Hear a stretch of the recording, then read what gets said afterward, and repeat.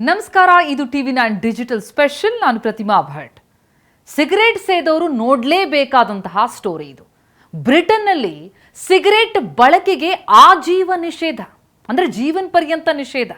ಸಂಸತ್ತಿನಲ್ಲಿ ಆಜೀವ ಸಿಗರೇಟ್ ನಿಷೇಧ ಮಸೂದೆ ಕೂಡ ಅಂಗೀಕಾರ ಆಗಿದೆ. ಈ ಸಿಗರೇಟ್ ಸೇರಿದಂತೆ ತಂಬಾಕು ಉತ್ಪನ್ನಗಳಿಗೆ ನಿರ್ಬಂಧ ಹೇರಲಾಗಿದೆ. ಯಾರಿಗೆ ನಿರ್ಬಂಧ, ಯಾರ್ಯಾರಿಗೆ ಅನ್ವಯ ಆಗತ್ತೆ, ಇನ್ ಡೀಟೇಲ್ ಮಾಹಿತಿಯನ್ನು ಕೊಡ್ತಾ ಹೋಗ್ತೀನಿ, ಕೇಳಿ. ಬ್ರಿಟನ್ ಸಂಸತ್ತಿನಲ್ಲಿ ಐತಿಹಾಸಿಕ ಮಸೂದೆಗೆ ಅಂಗೀಕಾರ ದೊರೆತಿದ್ದು 2009 ಬಳಿಕ ಜನಿಸಿರುವಂತಹ ಮಕ್ಕಳಿರ್ತಾರಲ್ಲ, ಅವರಿಗೆ ಸಿಗರೇಟ್ ಮತ್ತು ಇ ಸಿಗರೇಟ್ ಖರೀದಿ ಹಾಗೂ ಬಳಕೆಯಿಂದ ಆಜೀವ ನಿರ್ಬಂಧ ಹೇರಲಾಗಿದೆ. ಧೂಮಪಾನ ಮುಕ್ತ ಪೀಳಿಗೆಯ ಗುರಿಯೊಂದಿಗೆ ಈ ಮಸೂದೆಯನ್ನ ಬ್ರಿಟನ್ನಲ್ಲಿ ಮಂಡಿಸಲಾಗಿರುವುದು. ಧೂಮಪಾನ ಮುಕ್ತಗೊಳಿಸುವುದಕ್ಕೆ ಈ ದಶಕದಲ್ಲಿ ಕೈಗೊಳ್ಳಲಾದಂತಹ ಕಠಿಣ ಕ್ರಮಗಳಲ್ಲಿ ಇದು ಪ್ರಮುಖವಾದಂತಹ ನಿರ್ಧಾರ ಅಂತ ಈಗ ವಿಶ್ಲೇಷಣೆ ಮಾಡಲಾಗ್ತಾ ಇದೆ. ಇದಕ್ಕೆ ಬ್ರಿಟನ್ ದೊರೆಯ ಅಂಕಿತ ಬೀಳೋದೊಂದೇ ಬಾಕಿ. ಅವರ ಸಹಿ ಬಿದ್ದರೆ ಬ್ರಿಟನ್ನ ಸಚಿವರಿಗೆ ತಂಬಾಕು ಉತ್ಪನ್ನಗಳ ಮೇಲೆ ನಿರ್ಬಂಧ ಹೇರುವಂತಹ ಅಧಿಕಾರ ದೊರೆಯುತ್ತೆ.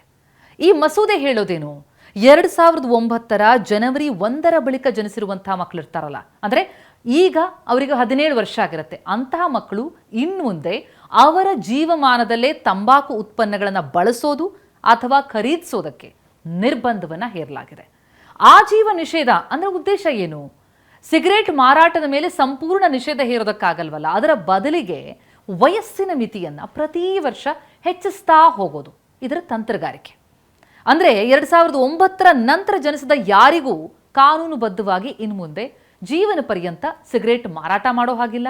ಅಂದ್ರೆ ಇವತ್ತಿನ ಮಕ್ಕಳು ಬೆಳೆದು ದೊಡ್ಡವರಾದರೂ ಕೂಡ ಅವರಿಗೆ ಸಿಗರೇಟ್ ಖರೀದಿಸೋ ಹಕ್ಕು, ಬಳಸೋ ಹಕ್ಕು ಇರೋದಿಲ್ಲ. ಇದರಿಂದ ಬ್ರಿಟನ್ನಲ್ಲಿ ಧೂಮಪಾನ ಅಂತ ಅನ್ನೋದು ಕಾಲಾನಂತರದಲ್ಲಿ ಸಂಪೂರ್ಣವಾಗಿ ಕಣ್ಮರೆಯಾಗತ್ತೆ ಅನ್ನೋದು ಉದ್ದೇಶ. ಪ್ರಮುಖವಾಗಿ ಆರೋಗ್ಯ ಸುಧಾರಣೆ.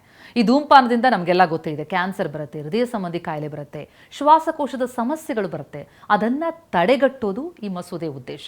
ಹಾಗೆ ಧೂಮಪಾನದ ಕಾಯಿಲೆಯಿಂದಾಗಿ ಅಲ್ಲಿನ ಸರ್ಕಾರಿ ಆರೋಗ್ಯ ಸೇವೆ ಏನಿದೆ NHS, ಅದು ಬಿಲಿಯನ್ ಗಟ್ಟಲೆ ಪೌಂಡ್ ವೆಚ್ಚ ಆಗುತ್ತೆ. ಅದನ್ನು ಕಡಿಮೆ ಮಾಡೋದು ಕೂಡ ಉದ್ದೇಶ. ಇತ್ತೀಚಿನ ದಿನಗಳಲ್ಲಿ ಯುವಕರಲ್ಲಿ ಹೆಚ್ಚಾಗ್ತಾ ಇದೆ ಇ ಸಿಗರೇಟ್ ಅಥವಾ ವೇಪಿಂಗ್ ಚಟ. ಅದಕ್ಕೆ ಬ್ರೇಕ್ ಹಾಕೋದು ಕೂಡ ಉದ್ದೇಶ. ಏನಿದು ವೇಪಿಂಗ್? ಈ ಎಲೆಕ್ಟ್ರಾನಿಕ್ ಸಿಗರೇಟ್ ಇರುತ್ತಲ್ಲ ಅಥವಾ ವೇಪ್ ಸಾಧನ, ಅದನ್ನು ಬಳಸಿ ದ್ರವ ಪದಾರ್ಥವನ್ನು ಅಂದ್ರೆ ಈ ಲಿಕ್ವಿಡ್ ಬಿಸಿ ಮಾಡಿ ಅದರಿಂದ ಬರುವಂತಹ ಆವಿಯನ್ನ, ಏರೋಸೋಲ್, ಉಸಿರಾಡುವಂತಹ ಪ್ರಕ್ರಿಯೆ, ಅದಕ್ಕೆ ಕಡಿವಾಣ ಹಾಕೋದು. ಯಾಕಂದ್ರೆ ಇದು ಆರೋಗ್ಯಕ್ಕೆ ಹಾನಿಯುಂಟು ಮಾಡುತ್ತೆ. ಹೀಗಾಗಿ ಸಿಗರೇಟ್ ಮಾತ್ರ ಅಲ್ಲ, ಈ ಸಿಗರೇಟ್ ಅಥವಾ ವೇಪ್ಸ್ ಮೇಲೆ ಕಠಿಣ ನಿಯಮಗಳನ್ನು ತರಲಾಗ್ತಾ ಇದೆ.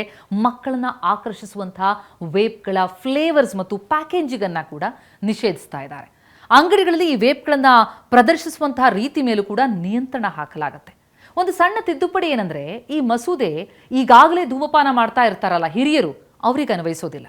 ಇದು ಕೇವಲ ಮುಂದಿನ ಪೀಳಿಗೆಯನ್ನ ಗುರಿಯಾಗಿಟ್ಕೊಂಡು ಮಾಡಿರುವಂತಹ ಕಾನೂನು. ಹಾಗಂತ ಮಕ್ಕಳಿರುವ ಸ್ಥಳದಲ್ಲಿ ವಯಸ್ಕರು ಕೂಡ ಬಳಸೋ ಹಾಗಿಲ್ಲ ಎನ್ನುವುದು ನಿಯಮ. ಅಂದ್ರೆ ಈ ಮಸೂದೆ ಪ್ರಕಾರ ಮಕ್ಕಳಿರೋ ಕಾರ್ನೊಳಗೆ, ಕ್ರೀಡಾಂಗಣದಲ್ಲಿ, ಶಾಲೆ, ಆಸ್ಪತ್ರೆಗಳಲ್ಲಿ ಇ ಸಿಗರೇಟ್ ಅಥವಾ ತಂಬಾಕು ಬಳಕೆಯನ್ನು ಸಂಪೂರ್ಣವಾಗಿ ನಿಷೇಧಿಸಲಾಗಿದೆ. ನ್ಯೂಜಿಲೆಂಡ್ ಕೂಡ ಇಂತಹದ್ದೇ ಒಂದು ಕಾನೂನನ್ನ ಜಾರಿಗೆ ತರೋದಕ್ಕೆ ಪ್ರಯತ್ನ ಪಟ್ಟಿತ್ತು. ಆದರೆ ನಂತರ ಅಲ್ಲಿ ಸರ್ಕಾರ ಬದಲಾದ ಮೇಲೆ ಆ ನಿರ್ಧಾರ ಕೈಬಿಟ್ಬಿಟ್ರು. ಈಗ ಬ್ರಿಟನ್ ಈ ಹಾದಿಯಲ್ಲಿ ಎಷ್ಟು ಯಶಸ್ವಿಯಾಗುತ್ತೆ, ವೆರಿ ಇಂಟ್ರೆಸ್ಟಿಂಗ್, ಕುತೂಹಲ ಮೂಡಿಸ್ತಾ ಇದೆ. ಒಮ್ಮೆ ಯೋಚನೆ ಮಾಡಿ, ನಮ್ಮ ಭಾರತದಲ್ಲಿ ಏನಾದರೂ ಇಂತಹ ವಯಸ್ಸಿನ ಆಧಾರಿತ ಧೂಮಪಾನ ನಿಷೇಧ ಜಾರಿಗೆ ಬಂದ್ಬಿಟ್ರೆ ಯಶಸ್ವಿಯಾಗಬಹುದಾ? ಯೋಚಿಸಬೇಕಾದಂತಹ ವಿಚಾರ. ನಮಸ್ಕಾರ.